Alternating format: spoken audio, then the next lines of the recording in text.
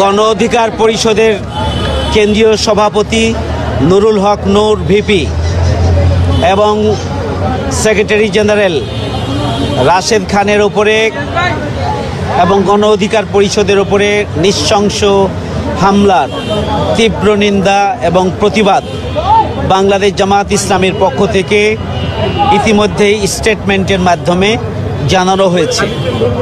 আমরা বিস্মিত হয়েছি যে 5 আগস্টের গণঅভ্যুত্থানের পরে ফ্যাসিস্ট অপশক্তির দোসরদেরকে সুরক্ষা দিতে গিয়ে জুলাই গণঅভ্যুত্থানে যারা অগ্রণী ভূমিকা পালন করেছেন সেই গণ অধিকার পরিষদের কেন্দ্রীয় সভাপতি ডাকসুর সাবেক ভিপি সংগ্রামী জননেতা নুরুল হক নূর এবং তার সেক্রেটারি রাশেদ খান সহ গণ অধিকার পরিষদের উপরে যে হামলা চালানো হয়েছে তার নিন্দা এবং প্রতিবাদ জানানোর ভাষা আমাদের নেই। আমরা তার তীব্র নিন্দা এবং প্রতিবাদ জানাচ্ছি।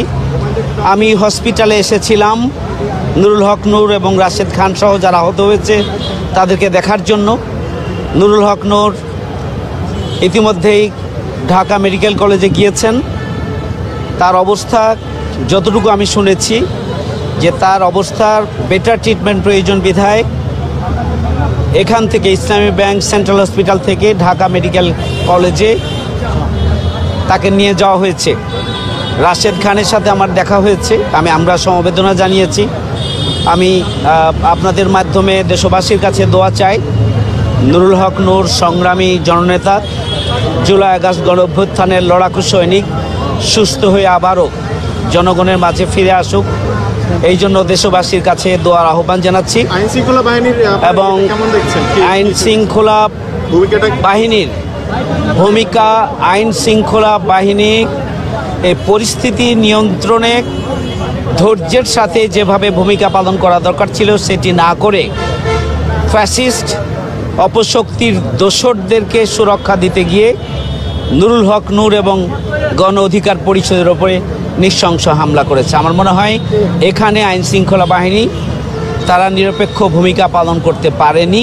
আমরা তারই প্রতিবাদ জানিয়েছি, কারণ উদ্ভূত যে কোনো পরিস্থিতি নিয়ন্ত্রণে আরও ধৈর্যের সাথে, আরও কৌশলের সাথে এবং উভয় পক্ষকে এই পরিস্থিতি নিয়ন্ত্রণের জন্য নিজ নিজ অবস্থান থেকে যেভাবে ভূমিকা পালন করা দরকার ছিল আইন শৃঙ্খলা বাহিনী, সেটি না করে যারা গণতান্ত্রিক আন্দোলনের সহযোদ্ধা, যারা জুলাই যোদ্ধা, যারা জুলাই আগস্ট গণঅভ্যুত্থানে ভূমিকা পালন করেছেন, যারা ফ্যাসিস্ট অপশক্তি বিরোধী আন্দোলনে যারা রাজপথে নেমেছেন, ফ্যাসিস্ট অপশক্তি শেখ হাসিনার দোসরদের বিরুদ্ধে যারা রাস্তায় নেমেছেন, তাদেরকেই উল্টো আইন শৃঙ্খলা বাহিনী যে নৃশংস হামলা চালিয়েছে এটা আসলে কোনোভাবেই কাম্য নয়। আমরা তার তীব্র নিন্দা এবং প্রতিবাদ জানাচ্ছি। কিন্তু জিএম কাদের উনি নিরাপদে বের হয়ে গিয়েছেন, তিনি